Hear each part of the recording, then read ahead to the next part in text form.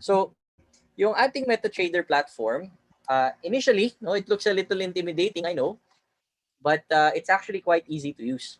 So, una-una, how do you log into your platform? Normally, kapag nag-email sa inyo yung broker nyo, they will send you the MetaTrader ID. No? So yung ID number, yun yung login number mo. And then either may sinet kang password before or bibigyan ka ng default password ng broker mo. And then after that, ibibigay yung server. No? So importante yung tatlong yun kasi yun yung kailangan natin to login. So for example, here, ayan, file, tapos log into trade account, makikita nyo po na andyan yung andito yung ating login details, no. So they will ask you ano yung ano yung login ID nyo, no, as mentioned earlier, ano yung inyong password, no, na nakasulat din. And then lastly, ano yung server, no. So importante po 'yon. If you kumbaga kung na-miss out natin yung isa dun sa mga yon, most likely hindi kayo makakapag-login, no, ng maayos. So with that, kindly save password, no, huwag niyong kalimutan kasi para madali kayo mag-login next time. Okay. Alright. So for example, yan, no, may mga different types of servers kayo. Okay. Now, for you to know if you're successfully logged in, if you look at the lower right side of your platform, may makikita po kayo dyan na parang numbers.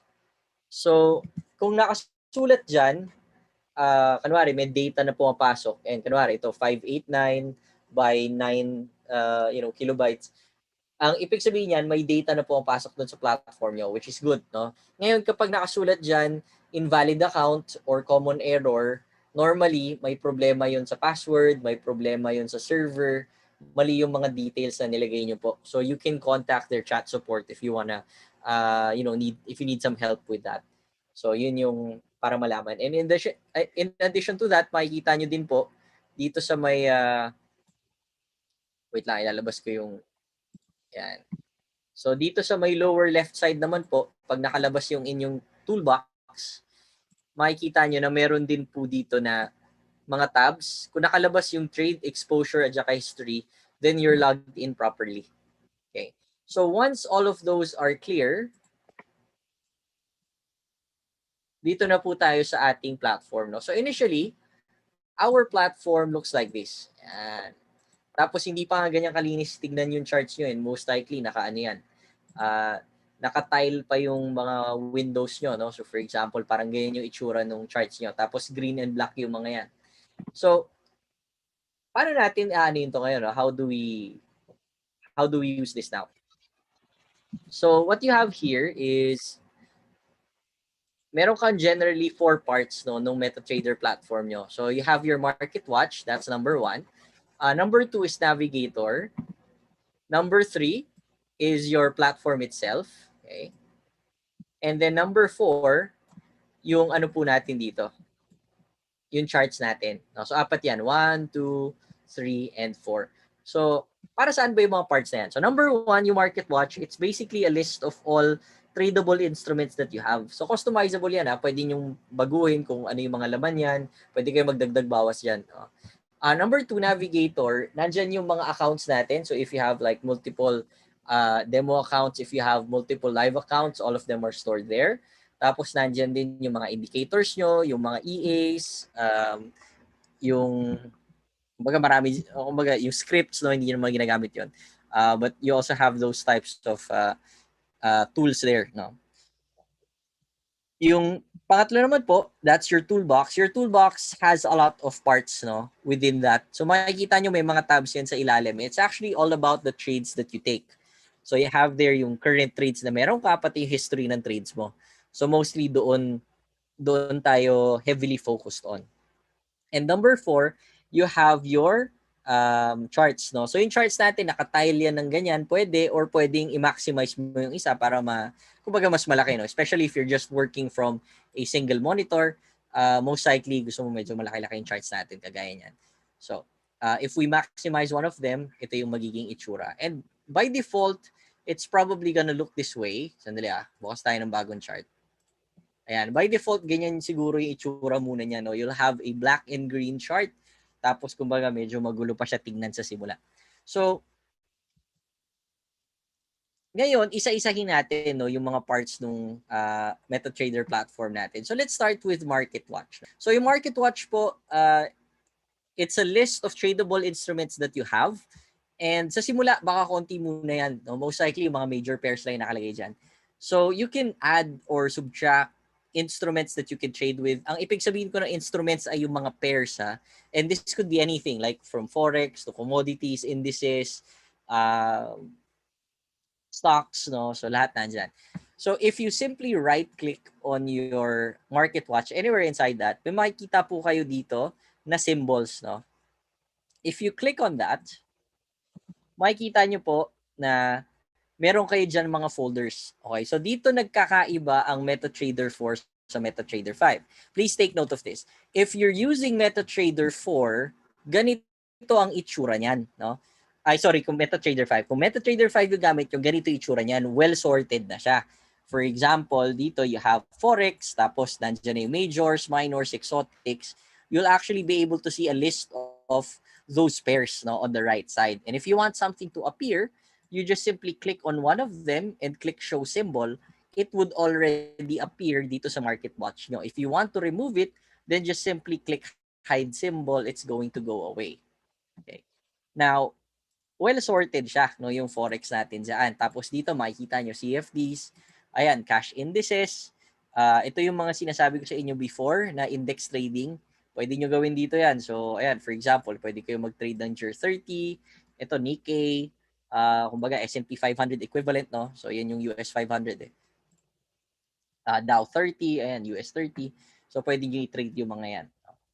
And then you also have stocks. For example, ayan, ayan, US stocks, European stocks, so many to choose from. No? So, depende na kung ano yung titrade nyo. But all of them are available there. Now, paano naman kapag MetaTrader 4 yung gamit nyo? What's the difference? If you're using MetaTrader 4, it becomes a little bit more complicated kasi marami kayong folders na makikita po dyan. Hindi parang ganyan kasimple. You'll be able to see different types of accounts na folders. So for example, you're using a standard account. No? Makikita nyo na may mga folders that are exclusively for standard accounts. So kunwari, makikita mo doon nakasulat Forex 1, Forex 2, Forex 3 na folder. Tapos pagpasok mo sa folder niya, it's gonna be a list of instruments. No? So yun, pwede mong i-show, pwede mong i-hide, pwede mong i-trade yun. However, you will also be able to see other folders ng ibang types of accounts. So for example, makikita mo din micro. Meron ka doon pang micro, Euro USD micro, USD JPY micro, etc., etc. So those are exclusively for micro accounts. So if you're using a standard account, you have to open yung mga charts natin doon sa mga standard account na folders, no? Kapag micro account yung gamit nyo, din dapat yung mga pang micro yung gamit nyo. Now, if you're trading with XM, meron pa yung ultra low, tapos ultra low micro, kailangan yun mismo yung mga gagamitin yung charts. It has to be very specific. So this is where a lot of confusion comes in, especially for those who are new. Makikita nyo, sir, ito na yung Euro USD, nandiyan na yung chart, bakit hindi ako makatrade? May pera naman yung account ko, tama naman yung lot size ko and everything, hindi ako makatrade. Most likely, you're using the wrong charts. So check nyo ulit, baka may tamang folder dapat doon sa type of account nyo. Okay? So yan yung difference, one of the main differences between MT4 and MT5. So that's why I suggest you go for MetaTrader 5 para simple buhay. Okay? But if you're using MT4, then pareho lang naman sila sa totoo lang. Just, get to know the folders a little bit better. Okay, so yun po yung symbols. And with that, you'll actually be able to see a lot of information regarding those instruments. No? So kumbaga, papalakihin ko muna para makita natin. Yan. So you'll actually be able to see a lot of data there. Makikita nyo yung bid and ask price. Basically, that is your selling and your buying price. Para hindi po kayo malito. Tandaan nyo, yung mas mababa, yun yung selling price. Yung mas mataas, yun yung buy price. Okay? So if this one is, kung yung bid mo, di ba, mas mababa, then definitely kung magsisell ka, yun yung selling price mo. Kapag ask, no, yun yung buy price mo. Okay? And then on the right side here, normally hindi kasama to. No? You can add this column here. Yung exclamation point na yan, ay ibig sabihin po niyan spread. So since we're using a 5 decimal place account, kunwari itong AUD USD, the current price ng ask price is 0.77319. Kung papansin kayo, may tingi kayo na isa pang additional decimal place, di ba? Dapat hanggang 4 lang para magbilang tayo pips, pero may pang 5. So the fifth one is called the pipette, no? If you recall our discussion last time. So dito po makikita nyo na 18 points yung spread niya.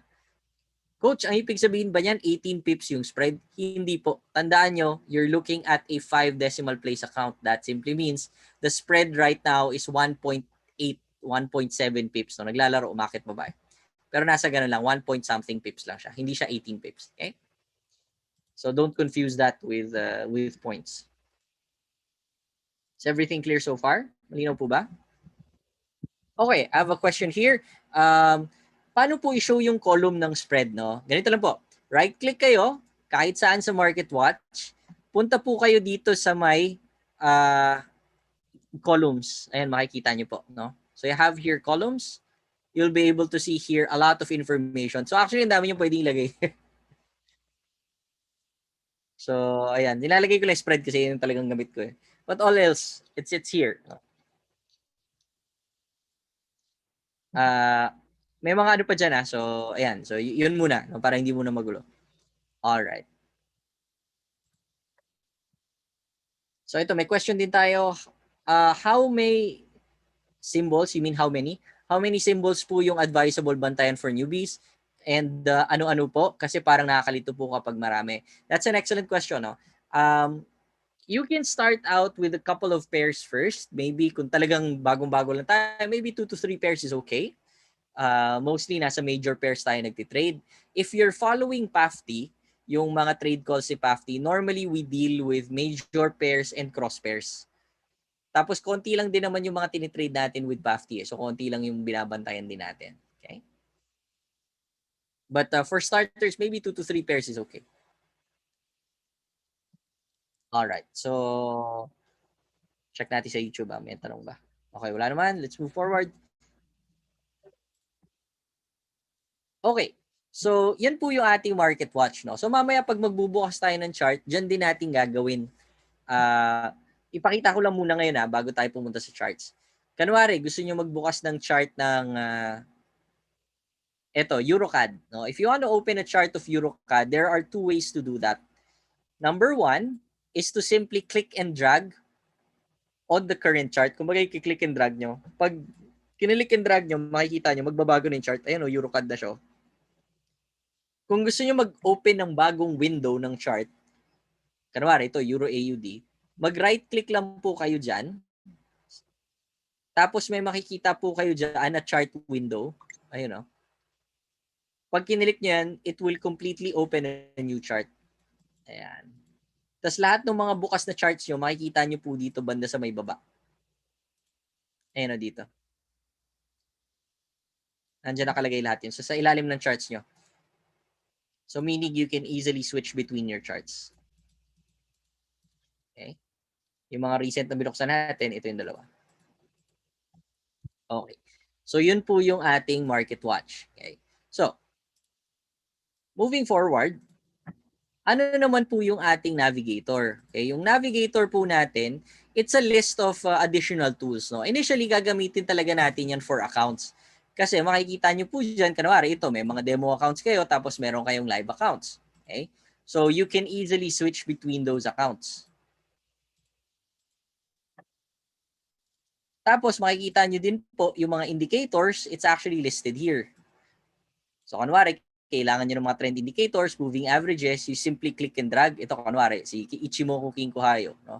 Click and drag, tatanungin sa'yo settings, click OK, and it's already going to appear on your charts. Okay? So, click and drag lang yan. Pero mamaya, may paggagamitan tayo na mas madaling pagkukunan mamaya. Okay? So, tanggalin ko muna yan. You also have your expert advisors. Ano yung mga expert advisors na yan? Expert advisors, these are the, kumbaga yung parang bots na sinasabi, no? Meron kang pre-programmed strategy sa loob ng isang EA, no, expert advisor, and you can easily run it dun sa charts nyo. So, kanwari, itong EA na to, ito, default EA ito, yung MACD. So, every time nagko-cross yung MACD, nagbabay siya or nagsisell siya. So you simply click and drag it on your charts. Tatanungin sa'yo kung okay ba sa yung settings, etc. etc. Do you allow algo trading, blah, blah, blah, blah, blah. If you click OK, naka-load na yan sa chart nyo. Tapos i-click nyo lang tong algo trading, i-turn on nyo lang yan. May button kayo sa taas. Pag naka-turn on yan, kung ano mang nakadikit nyo na EA sa chart, automatically, ano yan, gagawin nyo yung, kumbaga, iti-trigger nyo yung mga trades niya. Okay? But for now, we don't advise any expert advisors dito sa PAFTI. No? Soon, baka magkaroon tayo, pero kumbaga, hindi pa tayo sure. Alright? So, yung scripts, di nyo na magagamitin yan. Anyway, so yun po yung ating navigator. Sunod naman po, yung ating third part, no, which is our toolbox. Itong toolbox natin, this is kumbaga ito yung part kung saan nakalagay yung mga current trades natin at saka yung mga past trades natin. If you actually see, there's a lot of tabs below. So marami yan sa ilalim. And you can explore those tabs if you like. But mainly, we will be working on our trade tab and our history tab. Yung dalawang yan muna. Okay? Trade tab at saka yung history tab po natin. So yung trade tab natin, this is where all our active trades are currently at. No? So kanwari, meron ako mga current trades na binuksan. No? Matagal ko na itong binuksan noong October pa last year. No? So I have a trade here with American Airlines. I have a trade here with Norwegian Cruise Line at saka Lufthansa. No? So, puro stocks yung mga nilagay ko dyan eh. Pero just to prove a point sa swap, no? Kaya ako naman hinahawakan niya na matagal. Alright. So, you'll actually be able to see the current information here. Kunwari, itong American Airlines, ito yung time na binili ko siya. No? So, this was October 29 last year. Bumili ako. And then I bought the volume of 10. Since if you're trading American Airlines, you are trading 10 shares per lot. Eh. So, nasa mga 100 shares yung trade ko. I bought at the price of 11.26. And then, kumbaga wala akong nilagay na stop loss for the meantime. Naglagay po ako dito ng take profit na $34. No, that's my target. And then, the current price right now is 19. Okay? Tapos, yung swap ko is negative $27. Tandaan nyo po, ang swap is overnight interest rate. So, every day that you're holding on to a trade, depending sa interest rates nung hinahawakan yung currencies or, whatever instrument that is, it could be positive or negative. Most of the time, negative yan. Pero sa totoo lang, maliliit lang naman yan normally. So, for example, after trading 100 shares of American Airlines for more than 6 months already, ang swap ko lang ay negative 27. So, kumbaga maliit na maliit lang. So, if you divide that over 6 months, it's very small. Tapos yung current price ngayon is nasa 19 na, 'di ba? So umakyat na siya. So I have around, $868 in profit already. So yung mga iba, dun yun din makikita information na yan. Now, if you want to edit trades, sabihin natin, gusto ko na i-close tong trade na to, gusto ko i-modify stop loss or take profit, I can do it from here. No? I-double click ko lang siya. Tapos, mamaya, may mga gagawin tayo dyan para ma-modify yung stop loss or take profit. Okay? Pero mamaya na yan. Okay? So, dito po, makikita din natin sa right side yung current profit or loss that the trade is generating us. So, yung profit natin, you can view that as, in deposit currency. So, kanwari, yung deposit currency natin is US dollars, then you can see it in US dollars. Or, you may want to see it in points. No? So, kanwari, kung stocks yan, in cents yan naka-express. No? But if you're trading Forex, then in pipettes yun naka-express. So, kanwari, right-click tayo dito, makikita nyo po na, meron po kayo dito makikita na profit. Okay? You can choose it as money or as points. Okay? So, kung points yan, this is actually how many points na yung ginalaw niya. Kung in money yan, monetary, then in dollars yan. Okay, so whichever is easier for you. Now, for traders, I do suggest, pag nagtitrade kayo ng Forex, i-ano nyo muna, as points nyo muna tignan. Mas madali yan. Kasi kung as points, kumbaga pipets yung tingin nyo. Alright. So, yun po yung ating toolbox dyan. No? So, I'll try to open a trade right now. Ayan, trade tayo ng EuroCAD ng 0.1. Ayan. Ayan. So makikita nyo, ayan, meron tayong EuroCAD. Nag-trade tayo ng 0.1. That's roughly around $1 per pip. And then currently it's making us negative $3 dahil do sa spread. No? Tapos bumaba din ng konti. Okay? So if you choose it as profit in terms of points, currently negative 3 point something pips. Okay? Okay, kasi negative 32 eh. So negative 3.1 pips, negative 3.2 pips. All right. So moving forward, no, kung may mga pending orders kayo, dito nyo din po makikita yan. No? Nakalista din yan dyan. For example, meron tayo dito, maglagay tayong pending order. No? Ayan, sell limit. So meron tayong sell limit sa taas. Mamaya malalaman natin kung ano yung sell limit. No? But generally, pag umakyat yan dun sa linya dito sa taas, magsisell tayo. At nakalista din po yan dyan. Ayan, no? EuroCAD, meron tayong pending na sell. Ito yung lot size, ito yung presyo. Pag umabot dyan, automatically magsisell tayo kahit nakasara yung laptop nyo. Okay. Alright. So yun po yung ating trade tab. No? Now, if you go to your history tab, you'll actually be able to see lahat ng mga trades na ginawa po natin. No? So it's basically a history, no, of our trades, of our account. So pwede nyong kumbaga, specify kung ano yung makikita nyo. Simply right-click and then you'll be able to see yung all history, last 3 months, last month, custom period. It's all there. No? Or you can even generate a report. No? So, kunwari, ito yung report nung ano nyo, trading history nyo. So, you can choose that if you like. All right. So, yun po yung ating toolbox. Mamaya babalikan natin yan kapag magbubukas na tayo ng mga trades.